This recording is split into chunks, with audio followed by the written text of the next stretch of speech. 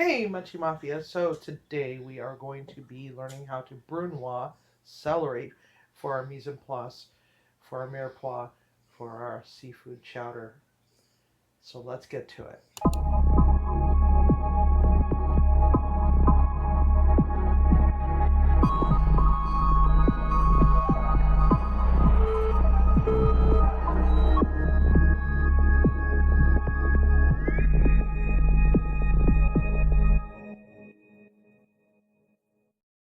Alright, so first off what we're going to do is we're going to take all of our celery that's been washed, we're going to trim off the white parts and also the top parts. We're going to save the nice colored leaves, we're going to set those aside, but there's this little elbow somewhere in there, and what I do is I just trim above and below it so that I got all these little tiny pieces. So what we're going to do is we're going to cut them into matchsticks. That's like the first key to a good brunoise cut, is cutting them into matchsticks. It goes a lot faster that way. If you prefer to not cut them into brunoise for your soups, that's fine too, but I like mine in brunoise.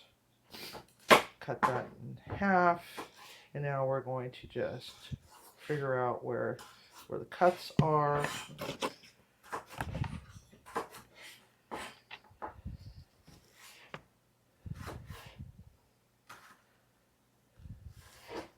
And then go from there. It goes so much faster when you do it this way. You can also make your cuts bigger by not cutting them so many times. Like this would be like a medium dice. That there's a smaller dice, otherwise known as a brunoise.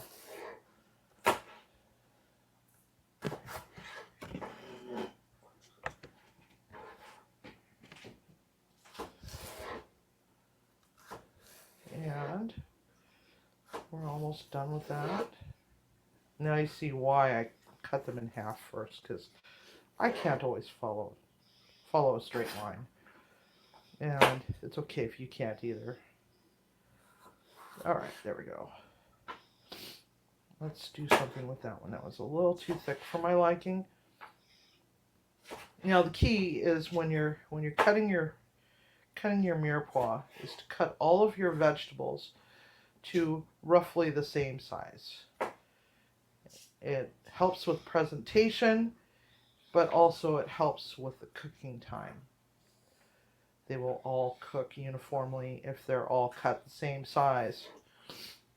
Okay, so now we got our little matchsticks known as batons or bâtonnets, and we're going to curl our fingers up just like so. I'm going to turn a little bit so that you can actually see how this goes. And then I'll turn the other way. And you just bring your fingers back and bring your fingers up and backwards and walk your knife along. And it's okay if you're not fast. I'm not fast either. I'm not very coordinated, so.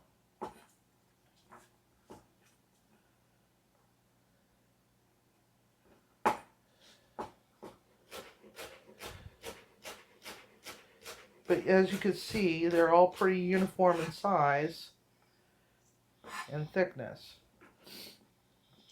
Especially celery. Some people just don't like big chunks of celery.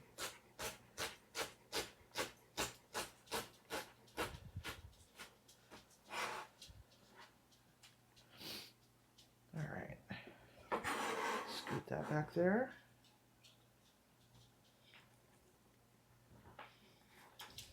That was a little big. Split. Splitty split. Alright. Go a little faster. Just so you can see from this side.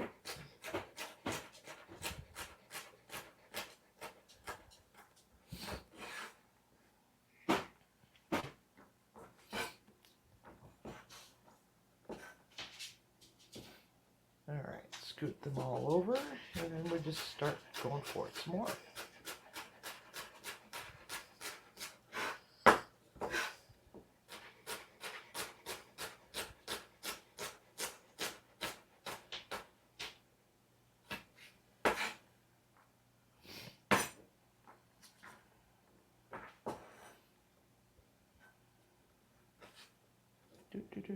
And there we go.